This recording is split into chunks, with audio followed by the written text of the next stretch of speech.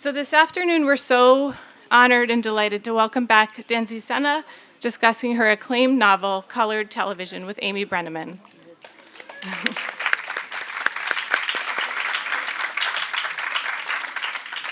Danzy Senna is a best-selling author known for her keen perceptiveness, biting humor, and satirical style.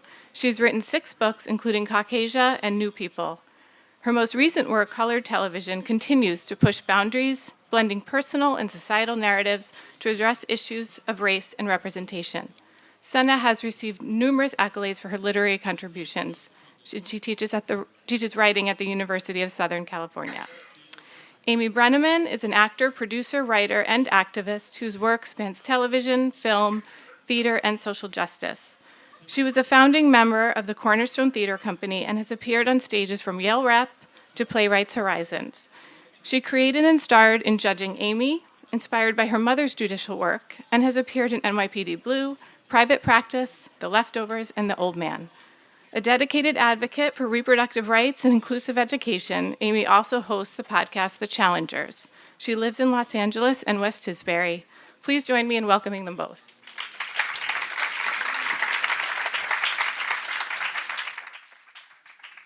Hi everybody. Can you hear me? Okay. God, it's like we're at a weird Coachella. I'm like, is that us? No, who is that? Okay. It is such a pleasure to sit with my new best friend.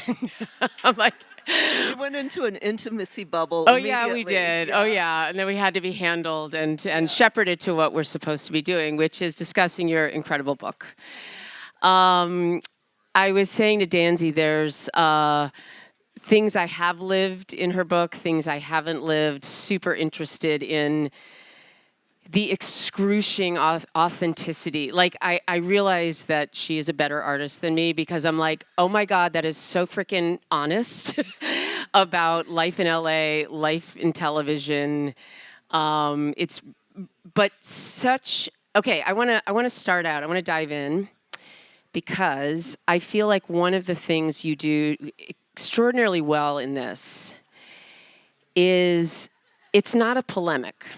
And as an East Coaster who has lived in Los Angeles and worked in television very happily, sometimes more happily than others, you know, I've sat in makeup trailers over the years. It's like, which is better, New York or LA? I'm like, oh my God. It's like literally, do you like chicken or tacos? Like they're very, very different places. They offer different things. And I just think that the way that you talk about Los Angeles, the way you talk about television, there's a really challenging aspect. And then as your character says, as a novelist herself, the character, it's also a different art form that potentially can reach more people. And novels are great, but television can also be great. So how did you thread the tone? And it's very even-handed in that way. Yeah, I mean, I think to write sort of on that edge of satire, for me, it works best if you love the things that you're satirizing. And I love New York. I love the East Coast. I grew up in the New England area. And I also really love Los Angeles. But of course, those things that are kind of cherished by me, I know the best, and I can sort of kind of sharpen my knife toward and have the most fun. And Jane, the main character, is a novelist who's been living in LA all these years, as I have as a novelist, and is really coming to terms with the fact that they have no money. So money is, a central question. Money, art making, motherhood, and the fact that, she's writing this form that doesn't really have any cachet in terms of making a living for her family, and her husband happens to be an artist who also doesn't make any money, and she's coming to terms with the fact that she was raised by starving artists and never wanted to become them. And I don't know if anyone here has had that experience where you suddenly wake up and you're like, oops, I became them. And your children sort of are saying the things that you said to your parents. And so I think if there's a specificity to being a novelist in Los Angeles and being aware that the industry that the city is built on is is not the one that you work in, but you're also telling stories. And, she comes to a place in a crisis where it's like, I think I'm ready to sell out. And then it's like, is anyone buying? That's the question. As she finds, that's a lot more complicated. Right, and I think connected to that, yeah, the money and capitalism, and specifically Jane's husband is really skeptical of any art that makes money, and I feel like Jane is questioning. Well, as we all have, it's like, well, there are good TV shows, there's. Like, where does that sit for you? The money making and the art making, because I think that's something we all can relate to. Yes. Well, Jane comes, as I said, from this artist bohemian family where they had no money, and her husband Lenny comes from the sort of black bourgeoisie, a family of professionals, and he is still in the romance of being a starving artist. They've hit their 40s and they have 2 kids, but he still likes the idea of like roaming the world and living as a sort of subletter for the rest of their life in rich friends' houses and just doing their art. And she, he didn't get raised by that. And there's this Jung quote that I love, and I'm going to butcher it, but it's the greatest influence on any child is the unlived life of their parent. And for Jane, she wants to be part of the bourgeoisie, and her husband wants to be part of the bohemian class. And so they're also hitting this marital crisis where it's like, which direction are they going to go, and can they come together? And for Jane, she's starting to see that she's been working on this novel for 10 years. It's the Mulatto War and Peace, which shockingly there's no market for. And it spans like the history of mixed race people from Sally Hemings, the sort of antebellum South, to like Zoe Kravitz. Like, it takes on way too much of the history of mixed race people. And as she hits this wall and sees that, they're in a crisis, they have no money, she sets her sights on Hollywood, as writers have done for many, novelists have done for many, many generations, and sets out to write the Jackie Robinson of biracial comedies. And that's sort of where the novel ends up going, is to watch her trying to break into this industry and to kind of exploit her identity and the thing that's at the crux of the work she's been doing, but to exploit it on a bigger marketplace. And can she sort of do that and remain an artist? Can she actually find a buyer? Right. All of these questions. Yeah, then she takes the perky. What is a perky? The perkies, I was thinking of Adderall. That she take starts drugs to take at one moment and have a very productive writing session. Yeah, actually. Like they're just handing them out in the writer's room. And she doesn't know what they are, but she takes them. She's all in. She's desperate. And desperation is a very good place to find your character. Well, I read a quote. I was deep diving her this morning, and she said, "I love a desperate character. As an actor, I love a desperate character." And the thing that's so successful about Jane is that the true a solid tragedy is when it's the same trajectory. It's not like some scud comes in. It's like I'm being true to myself and getting more and more fixated on what I'm fixated on. All right. So at the very core of this book and other work of yours is racial identity, biracial, definition, internal and external. I think, we are all going through cultural whiplash of, 5 years ago was George Floyd, and as the studios were doing this and that and black-owned businesses and stuff, and now it's like actually our commitment to that was wafer thin, and now because of leadership, some folks are like saying, no, we're not going to do. I mean, it's just like, so I guess what you point at so beautifully is the person that she is trying to impress and get into business with is a very successful black producer. Mm-hmm. However, his boss is white. Yes. Very, yes. so he's like, we have to come up with an idea, otherwise they're going to move on. Like we really Yeah. have a limited window of their interests. So I just would love for you to speak to Yeah, that. Hampton Ford is the guy who set out to make this show with her, and he's gotten this huge deal with a streaming service, and he's in a kind of panic because he does know that this is their DEI moment, and he knows, and I wrote this kind of before this moment, that he knew that they will move on. Like, if there's anything I know about white America, like, it will have these moments where they want to signal a certain kind of progressive, diverse interest, and then it will revert to whiteness. Like, that will happen, and we have to get our show greenlit before this happens, which also adds to the desperation and the kind of comedy and painful comedy of them working together to try to find a way to capitalize on this moment. So there's a lot of kind of like no sacredness in this novel. It obviously, takes its shots at all different people, including Jane. And it's funny. I was interviewed by someone who is also mixed race, and they were saying that, like, this is not a story about someone who's conflicted about her biracial heritage. She's conflicted on how to capitalize on her biracial heritage and, like, how she can make the most money off of it. So it's like, I don't think of myself as exploring whether Jane, is she betwixt and between black and white. She's just like, I need to make some money off of this. Yeah. It's time. Totally. And then to that, another thing about her, your book that I related to so much is being an artist mother. Yeah. Claire Dieter, who's one of my faves, writes about this.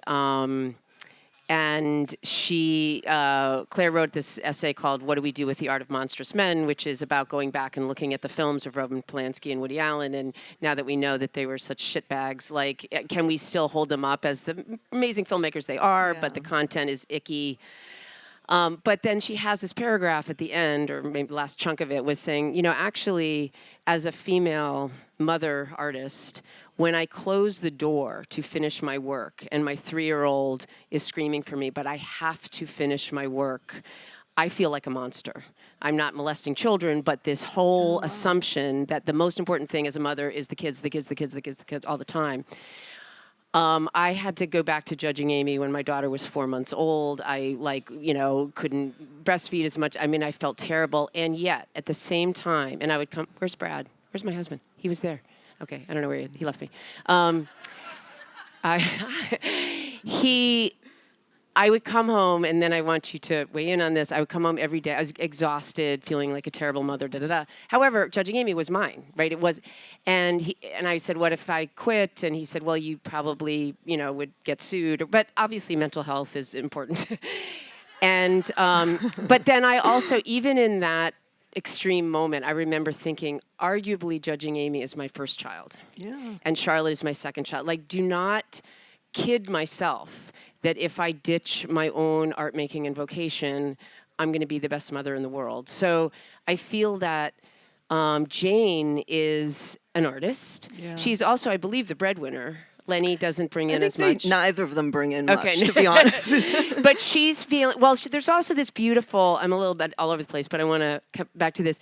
Lenny in the book really wants to move. He's like, I don't want to raise my children in this country that doesn't feel safe or going in the right direction, and he wants to move. And Jane beautifully says, I want a piece of land here. Yeah. Like, she's sort of opposite. She's like, I don't want to be so peripatetic and right. traveling. So I guess speak to mothers, art makers, breadwinners, all of it. And we were talking earlier about how, we both have children. Hers have left the nest, and mine are kind of in their late teens, and how also just like the idea of empty nest is different when you're a woman artist, because as much as we all adore our children, raising children does derail you as an artist. Like, there's only so many hours in the day, and art requires a kind of obsessive interest and an obsessive level of distraction that doesn't always meld with being a mother. And so, the idea, I think when your children leave the nest, you still have babies to raise, and those are the neglected babies of your art that you return to. And I have my late mother, recently late mother, was a poet, and so I was raised with a mother whose art was clearly central to her sanity and her identity and her sense of self and like meaning in the world, and I felt that competition with it. And I think when we all left, it was like she finally got to be the artist that she was, and we were in the way. Oh, so I gotta back it up then. So when you were, I assume when you were younger, you missed her sometimes when she was Yeah. working, but now that you are also a writer, Yeah. you kind of I understand. feel like complete empathy for that Right. experience. And I also really appreciate it. It's like, it's a strange gift to give your child that you're telling them you're not the only interesting thing to me. And there are other things that give me meaning and purpose in my life. And I think the older you get, the more you start to feel liberated by the fact that you're not the only thing your mother is interested in. And that can be freeing for you. But I think as a child, you feel in direct competition to that door and that sound of the typewriter that my mother was working on. And I'm sure my children have felt that. But with Jane and Lenny, I was interested, I'm always interested in writing worlds into existence that I don't see represented. And all my books, have dealt with characters of this, who are in this like in-between space racially and are kind of illegible to the culture that we have that's binary, and we think we can put you on a certain shelf, and these characters I write tend to be a direct challenge to that idea as someone who is multiracial and, has been raised in the very gray area of that indefinability.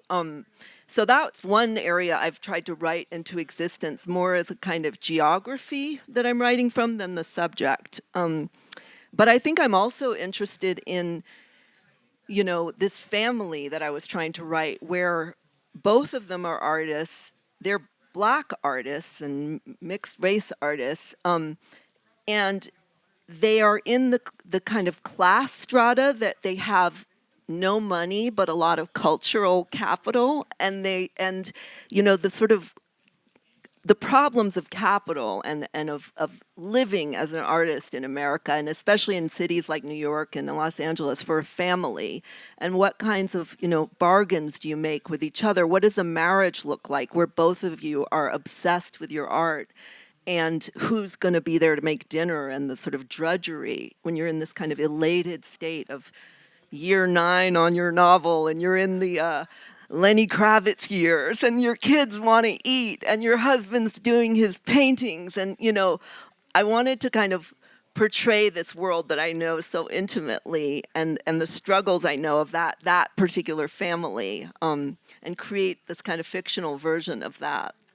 But what's so, again, like circling back to the first question I asked of the humanity and the balance, I was waiting for the marriage to go away.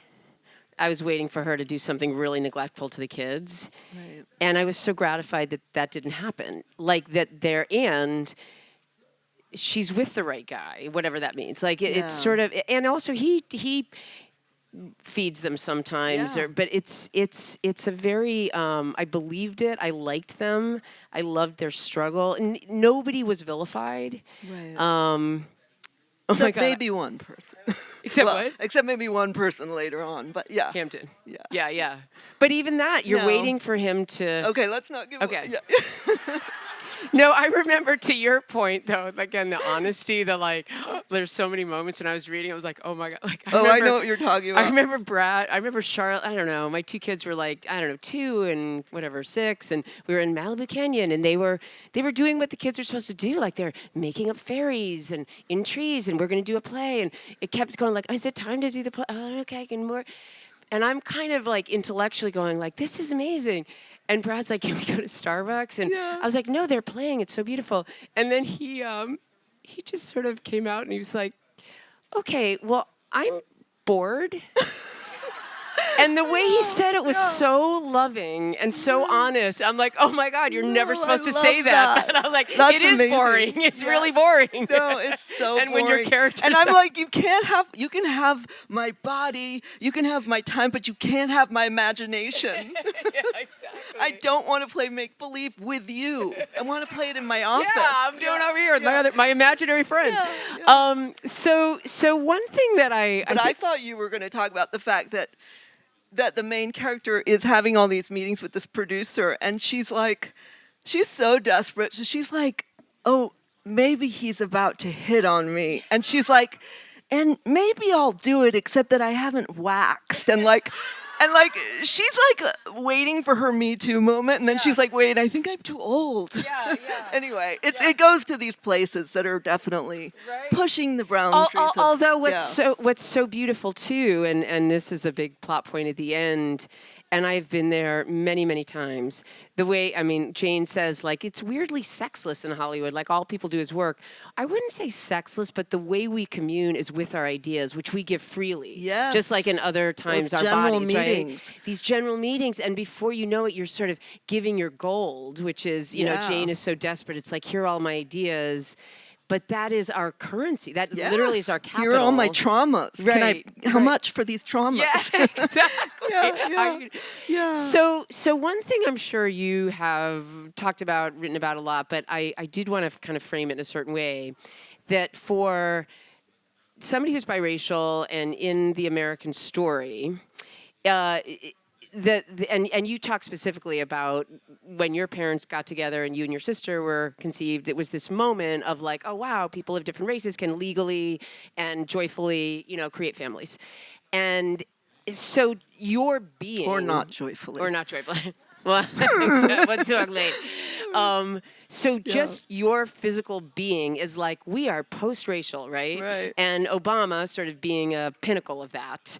And I guess that was full of shit, right? Or I don't know. It's just a weird thing to think about. Like when, the way you said in an interview, your very being, or anybody who's biracial, is like, that's progress. But meanwhile, you're a human being trying to figure out. And they're sort of like, I think, I have Jane talk about this. There's this term for people who I'm born in 1970, and my parents married the first year of Loving versus State of Virginia. Those of you know the Supreme Court decision that struck down anti-miscegenation laws, and like this generation that I'm of, the first sort of baby boom of biracial children to be born out of those marriages, are called the loving generation.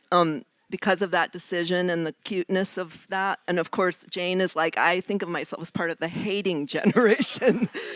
Not only is she kind of hating on everyone, but like her parents ended up hating each other and divorcing. And so I'm not interested. I find that actually almost worse for me than the tragic mulatto, is the sort of sentimental, post-racial, like Cablinasian fantasy of the biracial person who solves all the racial problems by their very being. Like, that kind of makes my throat close up. And it so doesn't hit my reality of my childhood or my adulthood or the world I'm living in now, where race is, part of the American story. It changes, racism changes its form, it changes its language, it tries to trick you into thinking it's not, but it's part of what we live with and, grapple with. And so I don't sort of sign on to a sort of sentimental idea of mixed people. And you can look to, Brazil or Haiti and see places where there's been long time mixing, and where race still finds a way to stratify people. Racism, this concept of race, and different forms of categorizing people that become more complex but equally So my mother was Jewish. She's passed away now, and although her father was anti-religion. I mean, my brother always says he's a grandpa was an anti-Semite. It's like he's he's a science writer for the Detroit Yeah. News. My grandmother was much more spiritual. Anyway, my mother had no Jewish identity at all, at all, at all. She went to Radcliffe in 1946, met all these like nice waspy people. And then my brother went to Oberlin, and I was raised in Congregational Church. My brother went to Oberlin. He comes back. He's like, we're really Jewish. Mom's really Jewish.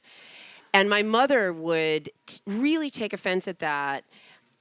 I think for reasons I understand, like when can I choose? First of all, I'm not rejecting anything. I wasn't raised with it.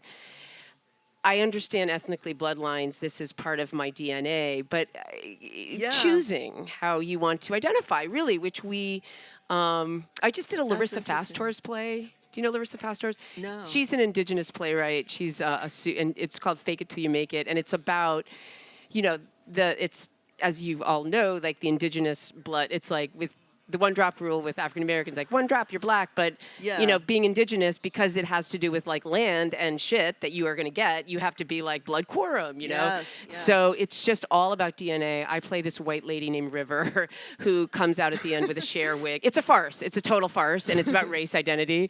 And I said to the director, like, oh my God, only Larissa could write a play where I could dress in indigenous and not be canceled. And the director turned to me, he's like, you still might be canceled.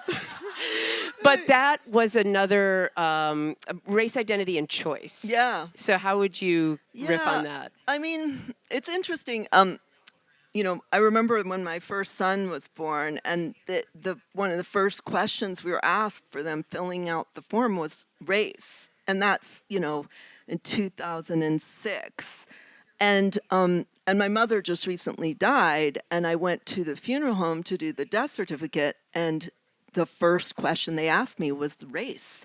And I thought, oh my God, like birth and death, you're still placed in a category in this country, no matter how much we think we are beyond this, it's still like the second thing under my mother's name. I'm interested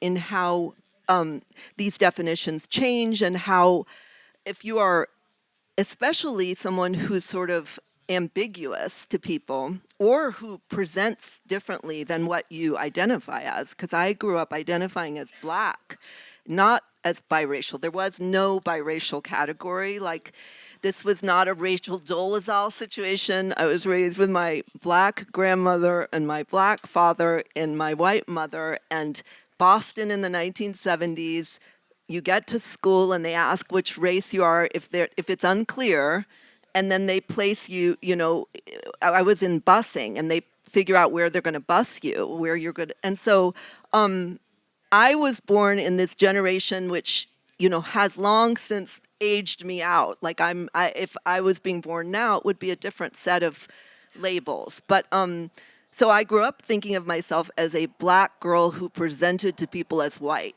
and who did not pass as white. And that was all part of my identity. And it shaped me in all these ways. And then to sort of go, which I don't do often, but to like go on social media and look at the biracial discourse, which is insane and kind of ripe for parody, except it reads like a parody.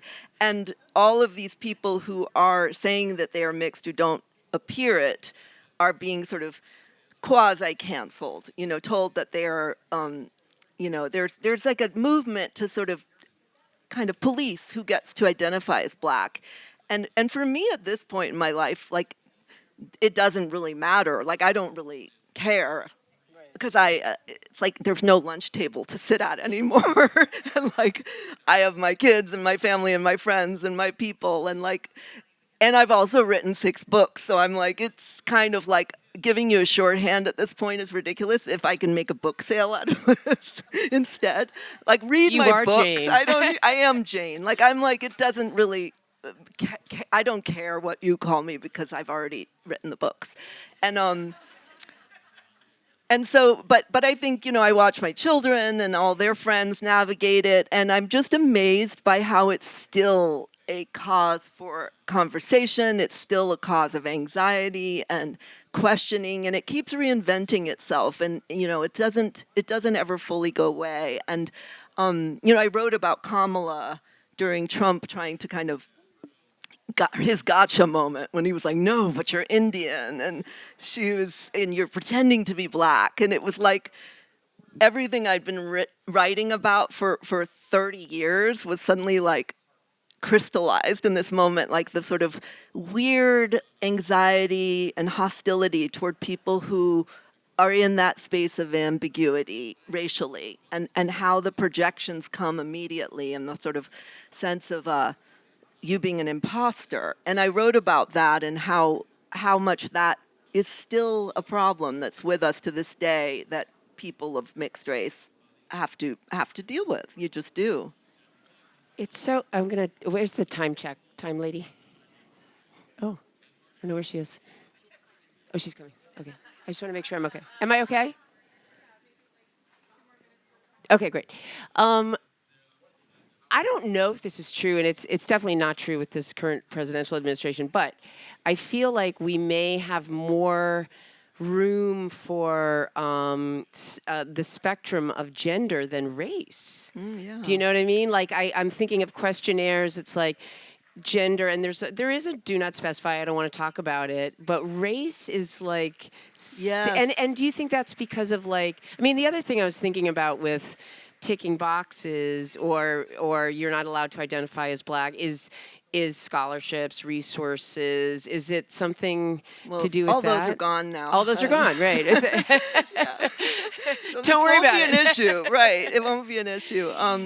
But the gender and race. No, I know what you mean. I mean, I saw that. It was interesting. The Rachel Dolezal of it all, which I joke about, I think, in this book. I'm trying to remember if I do, but like how she, like, and all these white women who were pretending to be black, like this other friend of mine, Matt Johnson, who's a novelist, like we texted each other and we were like, oh man, they like just screwed it all up for us again. Like now everybody's gonna think we're passing and we're white, and that we're just like, we had this hilarious exchange about these women.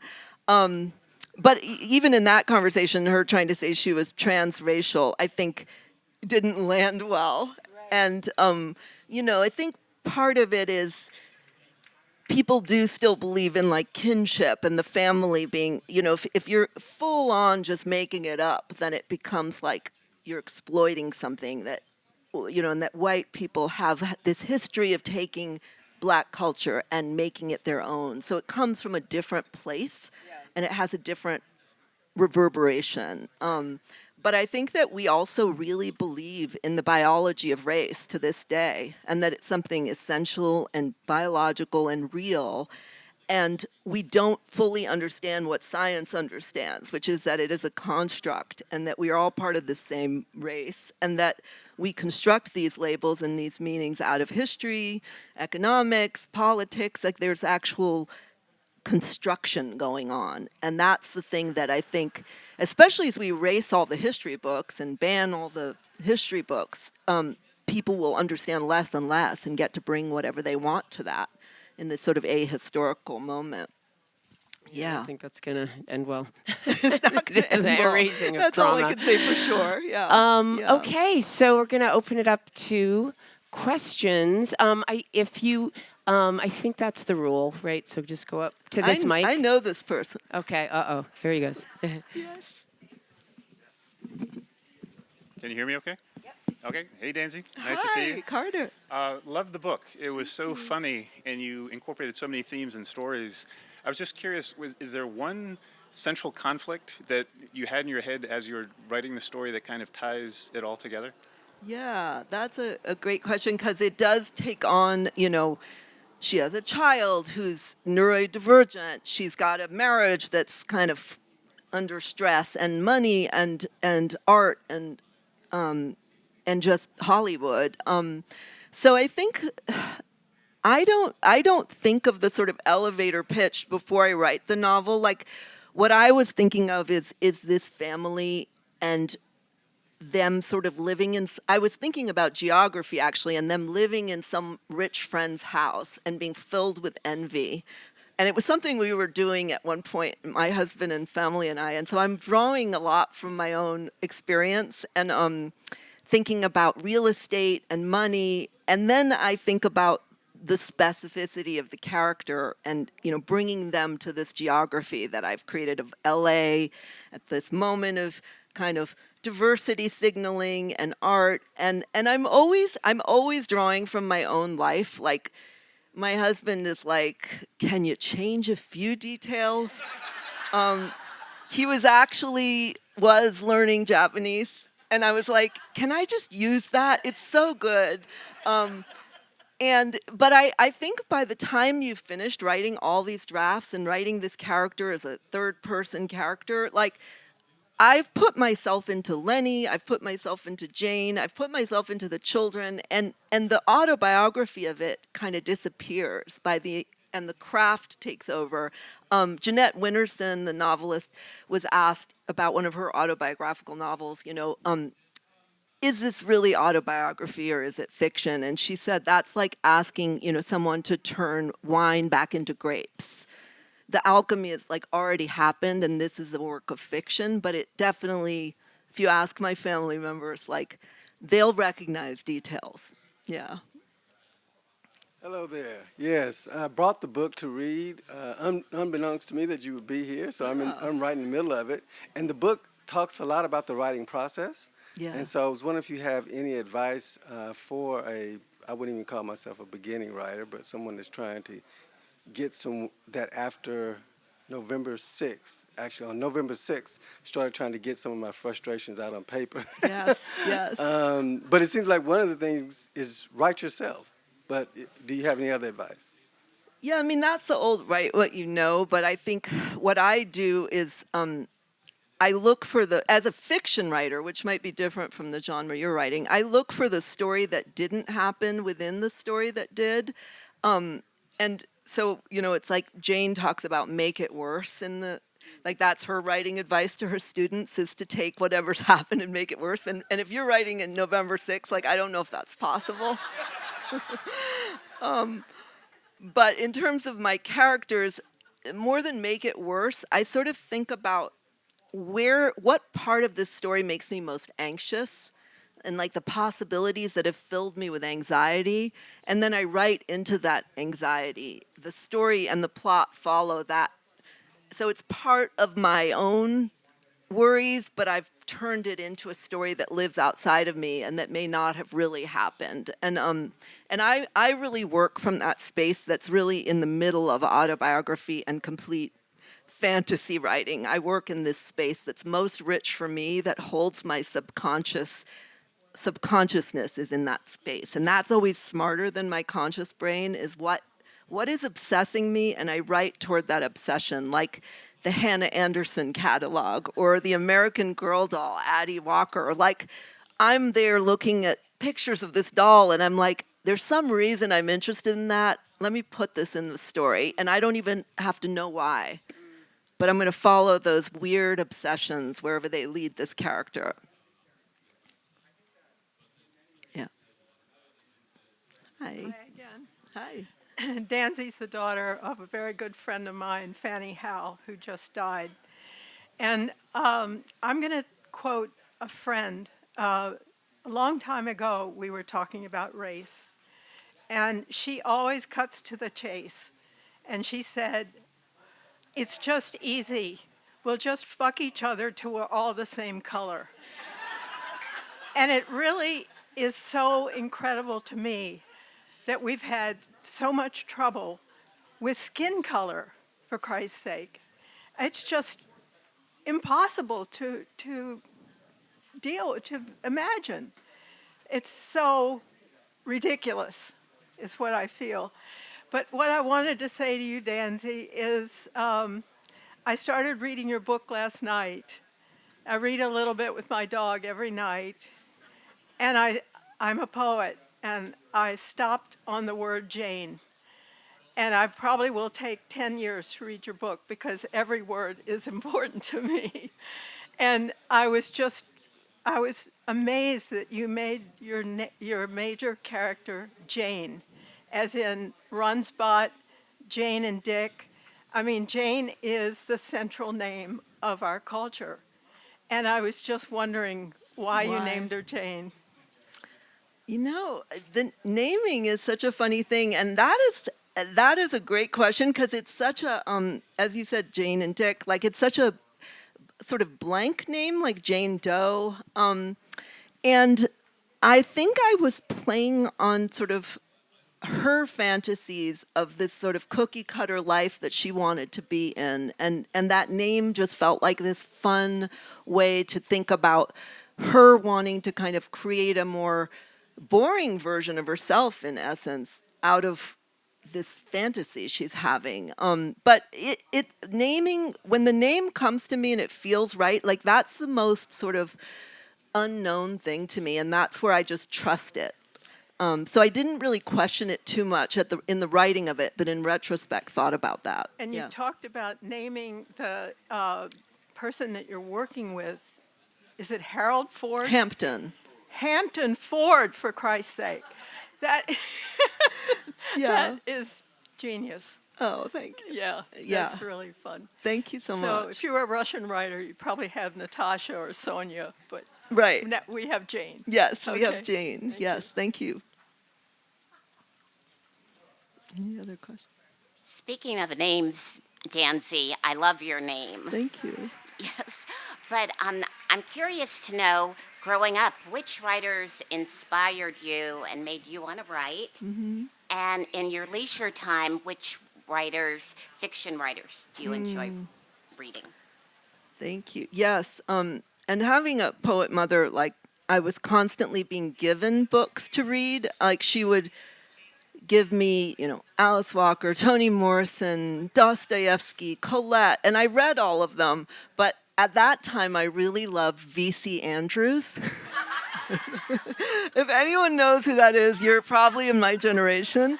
And it was like horrifying to my mother, where I was like, I'd really like to read Flowers in the Attic right now. And I really loved Harlequin romances and just trash. But my mother was giving me these other books, and I was reading them, but it was like wanting to kind of sneak these other books. And I would say, when I got to college, I, for the first time, read this writer, Nella Larson. And I ended up, I don't know, does anyone here know her work? Passing and Quicksand. And it was the first time I realized I'd grown up feeling very much like the first of my kind to ever exist. That I, being a girl who was presented to the world in one way, but identified in another way as Black and felt very much in this Black community, but didn't appear like everyone else in that community. Reading her work, which on a craft level is just brilliant and incredibly modern feeling, but it was written in the 20s. But then also seeing that actually I've always been here. It sounds like The Shining or something, like, that people like me have always been in this country, and that we are sort of at the center of this story of this country. And she defines the sort of alienation and the kind of diversity of the identity of people who are racially ambiguous but rooted in Blackness in a way that was incredibly inspiring to me as a writer. And I thought, why haven't there been any works about this experience in 50 years? Why is this experience so underwritten about in American literature and yet so central to this story? And so I would say even at that moment, long before I started Caucasia, my first novel, I started thinking, there's a story I want to write about a Black girl who appears to be white in post-civil rights America, in Boston in the 70s. Like, I thought, this gives me permission to tell this story, and that was really foundational for me. Yes. Yeah.